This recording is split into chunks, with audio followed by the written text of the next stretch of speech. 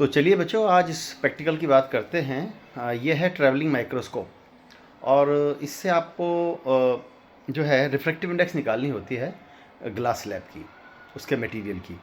तो आप देखिए, इसको मैं करीब से आपको दिखाता हूँ। इसमें एक मेन स्केल है लंबाई में, जिसमें 6, 7, 8, 9 ऐसे मार्क बने हुए हैं, और साथ में एक वर्नियर स्केल भी है जिसपे 50 डिविजन्स हैं छोटे छोटे। और सबसे पहले मैं आपको बताऊँ इसकी लीस्ट काउंट कैसे हम निकालते हैं। देखिए, लीस्ट काउंट निकालने का तरीका ये है बच्चों कि सबसे पहले तो हम ये देखते हैं कि जैसे कि मैंने आपको बताया कि वर्नियर स्केल के 50 डिवीज़न जो हैं वो मेन स्केल के 49 डिवीज़न के बराबर हैं, है ना। वर्नियर स्केल पे एक डिवीज़न ज़्यादा है, तो 50 VSD is equal to 49 MSD main scale division. तो 1 vernier scale division 49/50 main scale division के बराबर हो गया। अब लीस्ट काउंट का जो फार्मूला है वो वर्नियर कैलिपर्स वाला ही है कि least count is equal to 1 main scale division minus vernier scale division. अब 1 वर्नियर स्केल डिवीज़न ऊपर देखा आपने 49/50 है, तो इसे हमने LCM ले लिया, तो आ गया least count is equal to 1/50 of main scale division. और मेन स्केल डिवीज़न वो है 0.05 सेंटीमीटर है। कैसे, ये देखिए यहाँ मैंने दिखाया है। मेन स्केल पर आप देखेंगे कि 20 स्मॉल डिवीज़न जो है वो 1 सेंटीमीटर है, तो 1 डिवीज़न हो गया 1/20 सेंटीमीटर, यानी कि 0.05 सेंटीमीटर। और 1 सेंटीमीटर में 20 डिवीज़न है। यहाँ पर देखिए मेन स्केल मैंने बनाया हुआ है, देखिए ये 12 है, फॉर एग्जांपल 12 अंक है मेन स्केल का, और ये 13 है। 12 और 13 में 20 खाने हैं, यहाँ से यहाँ तक 10 हैं, 12.5 तक, और ये देखिए ये 20 खाने हैं। तो 20 खाने बराबर 1 सेंटीमीटर, तो एक खाना बराबर 1/20 सेंटीमीटर, यानी कि 0.05। तो यहाँ आपने देखा था कि जो लीस्ट काउंट है वो 1/50 ऑफ मेन स्केल डिवीज़न है।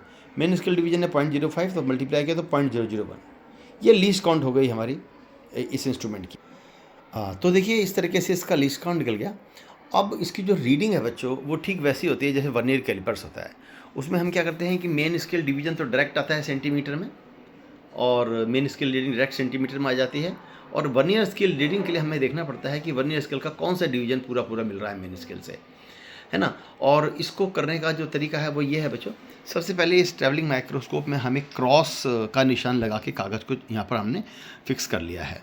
उसके बाद इस क्रॉस की इमेज हमें देखनी है, पहले देखनी है विदाउट ग्लास स्लैब, फिर हमने सेकेंड स्टेप में इस पर ग्लास स्लैब रख देना है। ग्लास स्लैब रखने पर इसको ऊपर करेंगे तब ये एडजस्ट होके फोकस पे आएगा। और तीसरे में हमारे पास लाइकोपोडियम पाउडर है, वो हम इस पर डाल देंगे, और फिर तीसरी जो है रीडिंग लेंगे, वो सबसे ज़्यादा आएगी। तीसरी रीडिंग में फोकस यहाँ पर होगा, पहली रीडिंग में फोकस यहाँ पर होगा बेस पर, और सेकंड रीडिंग में इसकी जो इमेज बन रही है क्रॉस की उठकर वहाँ पर होगा। तो सबसे पहले मैंने इसको जो है ना बिना ग्लास स्लैब के फिक्स कर दिया है, और आपको मैं दिखाता हूँ कि इसके अंदर इसकी रीडिंग दिख रही है। क्रॉस जो है वो साफ दिखाई दे रहा है, ये देखिए, ये शार्प इमेज बिल्कुल कर लेंगे इसको, ये शार्प इमेज है इसकी। और हम शार्प करके देख लेते हैं इसको थोड़ा सा। यहाँ से हमारे पास ये देखिए, ये क्रॉस की शार्प इमेज है। अब देखते हैं कि इसकी रीडिंग क्या है बच्चों। रीडिंग के लिए हमें जाना होगा मेन स्केल और वर्नियर स्केल पर।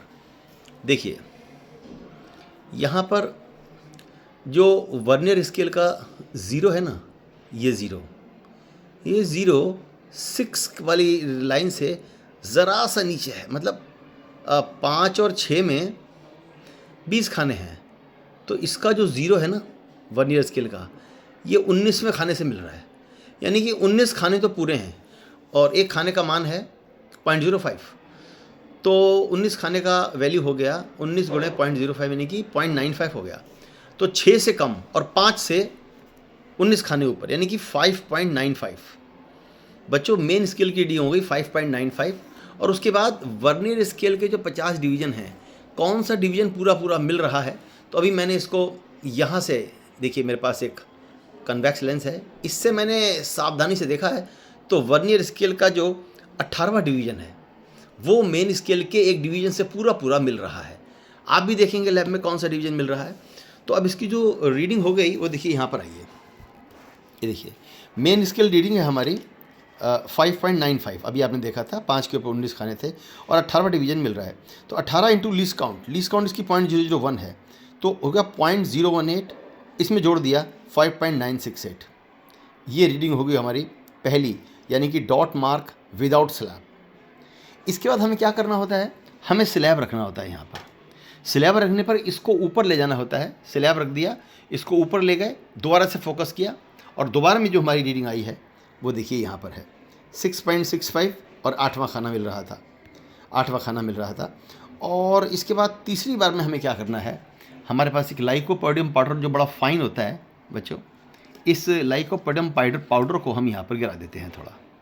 ये देखिए, ये हमने इसको गिरा दिया है और गिराने के बाद इसको और ऊपर करके जो है ना देखते हैं। मैं आपको एक बार दिखाता हूँ कि लाइकोपोडियम पाउडर करने पर फोकस कैसे दिखाई देगा।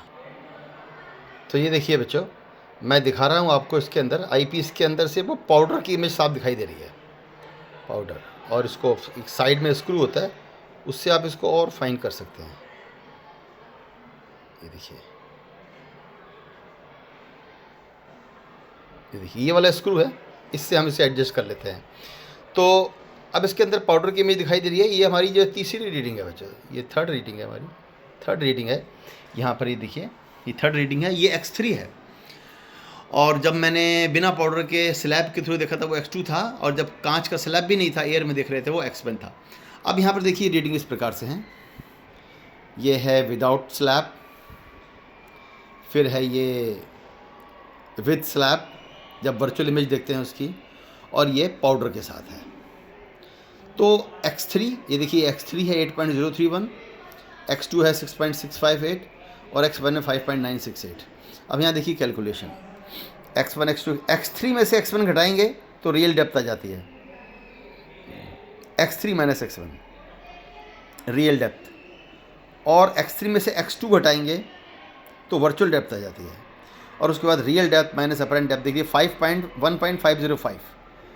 बहुत ही एक्यूरेट आंसर यहाँ पर आया है 1.505, 1.5 रिफ्रैक्टिव इंडेक्स होती है। अब आप क्या करेंगे, इसको एक्सपेरिमेंट को रिपीट करेंगे। विदाउट एयर तो विदाउट स्लैब तो यही रीडिंग रहने वाली है ना। और यहाँ पर जैसे 6.65 आ गया तो दूसरे में हो सकता है 6.68 आ जाए, है ना, या 6.3 आ जाए, है ना। ज़्यादा फर्क तो पड़ेगा नहीं, आंसर तो वही आना है। और 12 में यहाँ पर 8.31 आया है, 031 हो सकता है 0.045 आ जाए, या ऐसा कुछ आ जाए। तीनों बार आंसर यहाँ 1.5 आया, एक बार 1.49 आ सकता है, एक बार 1.51 आ सकता है। तीनों का मीन लेकर हम निकाल लेंगे। तो इस तरीके से बच्चों इस एक्सपेरिमेंट को हम करेंगे। आई होप आपको समझ में आया होगा। Good luck.